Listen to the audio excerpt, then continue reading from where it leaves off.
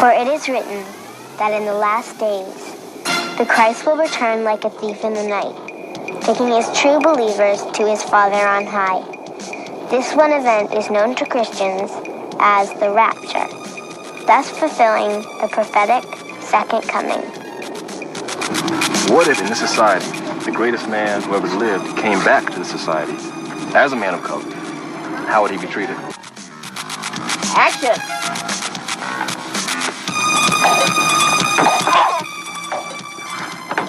My brother Frank and I had an idea to deal with this image of Christ, who was a man of color. I need to clarify a couple of things. When people speak about this project, oftentimes they say the movie about the black Jesus, the black Christ, the black Messiah.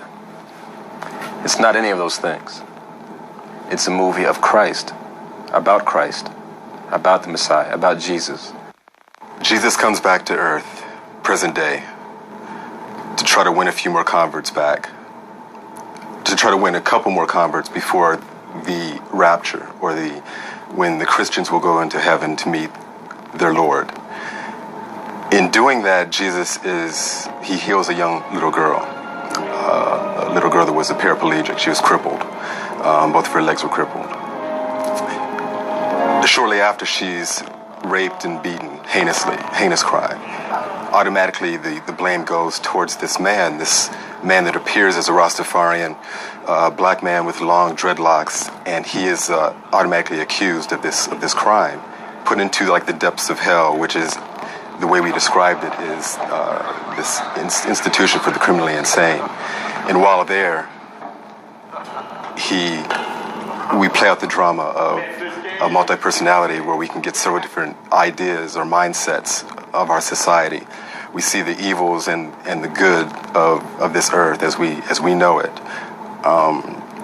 In effect, the little girl that was raped and beaten is brought there by her father, who we see actually accepts this man to be the Christ, his savior, which he has always known to be a white man. And ultimately, the rapture, where Jesus ascends into heaven, taking all the true believers to God.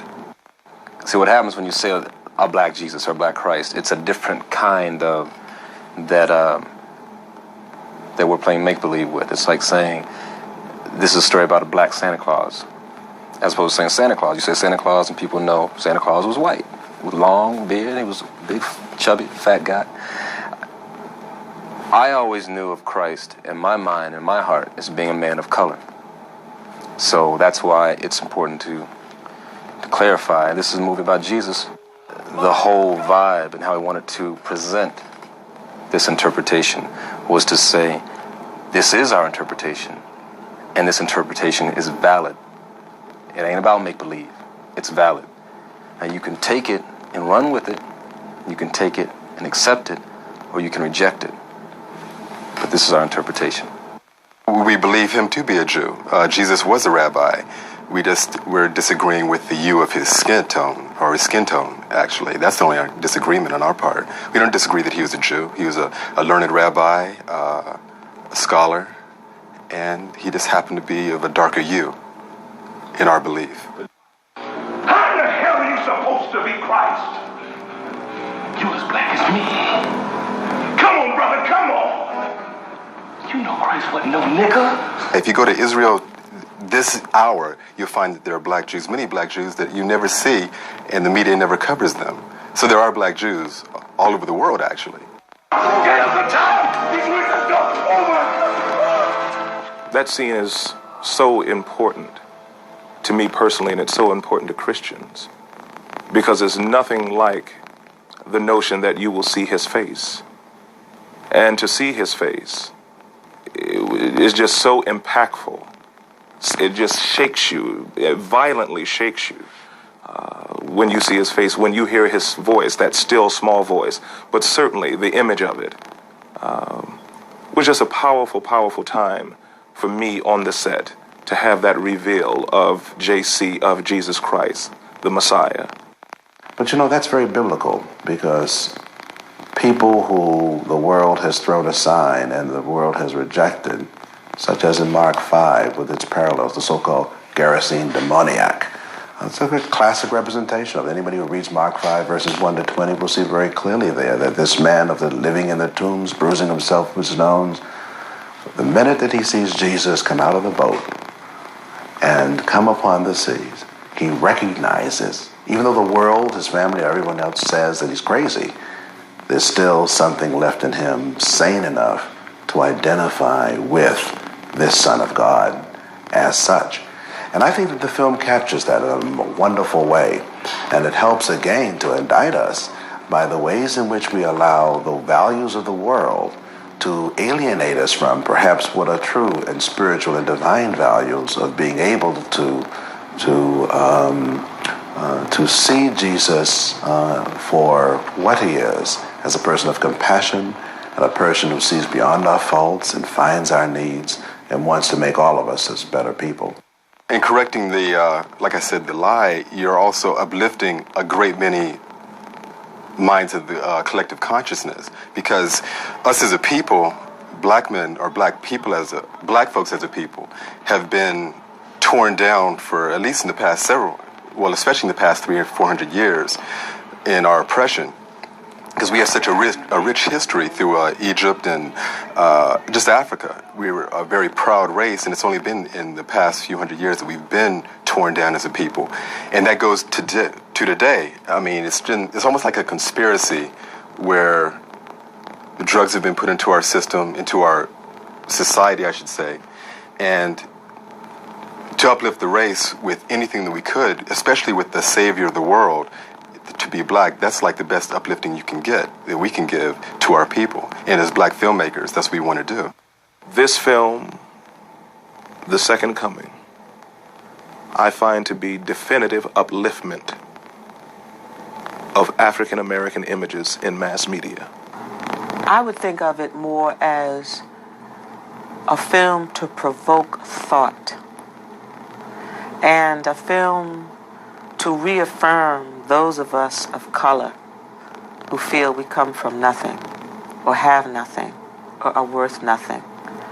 We're people who suffer greatly of self-esteem. And there are those of us who believe that that's how Jesus Christ looked or what he was. What prompted the whole thing was this understanding that I always had. I had never seen this image portrayed on film.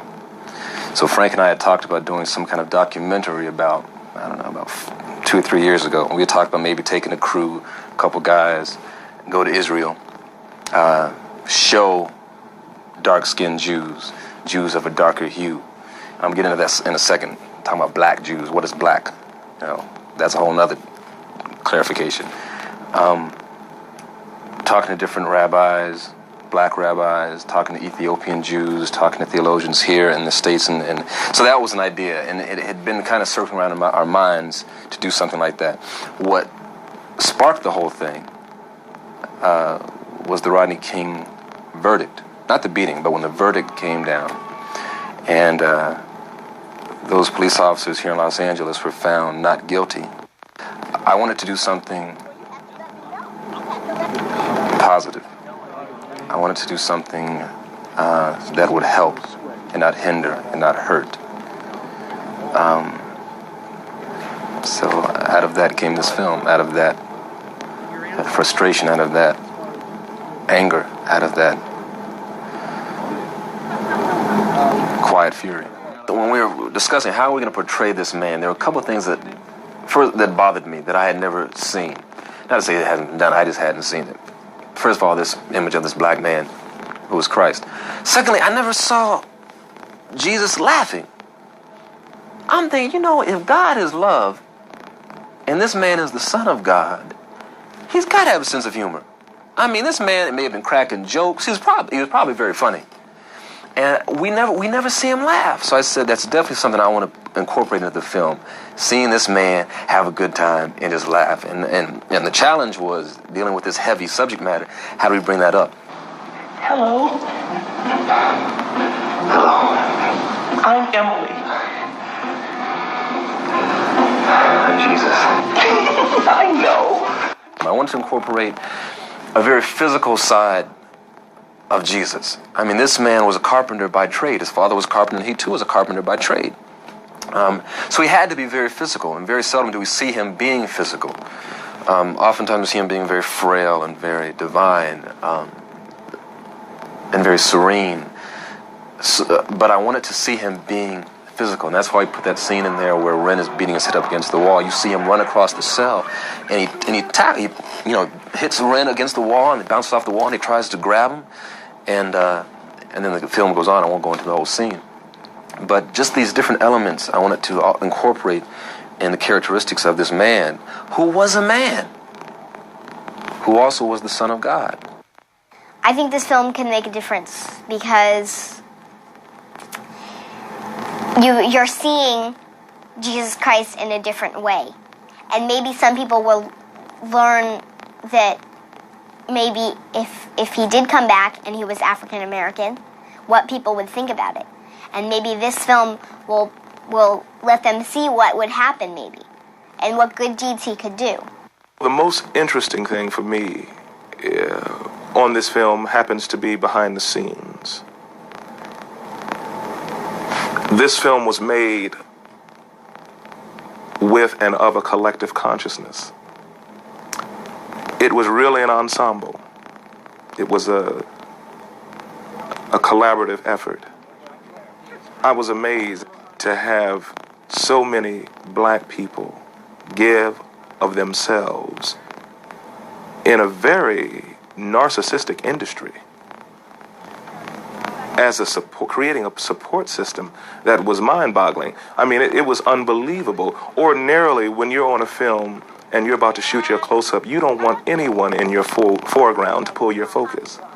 There would be 30 and 40 people in your foreground, but it didn't make a difference. They didn't get in the way because the spirit was so good and it was so collaborative and it was so, ooh, I want you to win. I want you to turn it out. I want you to do the best that you can do. Turn this thing out, because you know one thing? You all are cooking. I didn't hear anyone on that set disparage any of the process, any of the individuals. We did not have grief on the set. We did not have acrimony between actors and director or crew people and director. We didn't have any of that. Absolutely had none of it. And even in 90 years, when people discuss the second coming, they cannot tell that particular lie, that I was there and it was awful. They fought every day, fought every minute. It's a wonder they got it made. They won't be able to say that, because I'm here to vouchsafe that it was absolutely the most serene, celestial experience I've ever had in the business of show. This was all prophesied, so you knew this was going to happen. He knew this was going to happen, but still, it's the pain of losing your son. This film is a wake-up call. I would also say to those people who doubt this image that this image is documented, and that we're not making this image up. This is not make-believe or let's pretend. This is a reality. And but there are some people who will find it hard to accept, because then it will shatter a lot of other so-called superiority illusions. But I think for African Americans, it will give us a much needed affirmation of Christ, because so many of us do worship Jesus Christ. Do you really think you are the Christ, the Messiah, the Son of God? Well, God better bring himself down here and save your ass, because you're in my house now. I think this man represents the ignorant, fearful part of society that suppresses that kind of religious freedom or freedom of thinking. The guy was so smooth and slick and comfortable within his hate that he was almost... I remember watching it, and a few times the audience laughed at this character, which is kind of scary, because these people usually are. There usually is some sort of unctuous charm and believability and credibility about them. You know, they're so sure of themselves. They're so comfortable within their prejudice and their hate that it's very frightening. And unfortunately, it's very effective. And that's what's scary. It's like the racism is stupid, because if all people were white, it would be no fun. The world would be no fun. That's just like saying if everybody had a monotone voice, nothing would be fun. You know, because you wouldn't be able to hear the excitement in their voices or the sadness in their voices. You know, because if everybody talked like this, you wouldn't tell what I was saying, and it'd be stupid. And it's just like saying this world has to be different, and that's why we all live. And if everything was the same, it'd be a boring place. I think that the film, The Second Coming, will understandably be provocative and will cause some people to get their backs up and to be somewhat disturbed by it. It's a bit shocking to the average person that's used to European art and the media, which American media, and even religious images that all of the churches have perpetuated over the years, that Jesus was somehow European, white skin, blonde hair, blue eyes, and so forth. People have just accepted that because they have felt that white people have been in control and in power, certainly in the last several hundred years. But there's actually nothing wrong with Jesus being a person of color, especially since there's so much evidence that the people who inhabited that land 1,000 or 2,000 years ago, in the first century of the Common Era, were people of color. But I felt like misled by all the years growing up and seeing a little blue-eyed, blonde Jesus Christ and the perfect-looking features in Mary, these saints, these icons that I grew up believing in. I felt betrayed because this is just as valid, just as relevant as any other ethnic Jesus Christ, and probably more so, given geographically where this took place and what happened. And if people could only open their eyes and see that this is a strong possibility, and if so, what difference does it make? You know, what difference does all this concern about color and race, and we have to let go of that as a people, or else I fear what's going to become of us as a race. So, it's something that simple, seeing it with the power with which this film portrayed it, gave me a whole other concept of what might have been. And it was an eye-opener. The thing that excites me so much about this film is that it is a revolutionary revelation, in that it raises some very fundamental questions that in our gut or in our innermost being have kind of always been there, but for whatever reason we have felt as though that's a question you don't ask. It's kind of like they used to say, you don't question God. You just accept certain things. You don't question God. And of course, we've learned that even Jesus had some questions about God. When he died on the cross, he asked, "Why hast thou forsaken me?" Certain things like men don't cry. And so we've learned that even Jesus cried, who was the epitome of manhood. In those kinds of categories, I believe, there also resides this issue of not just who Jesus was, but what did he look like? What did he look like? And this film raises that kind of issue in a very positive and credible way, not merely based on mythology or fantasy, but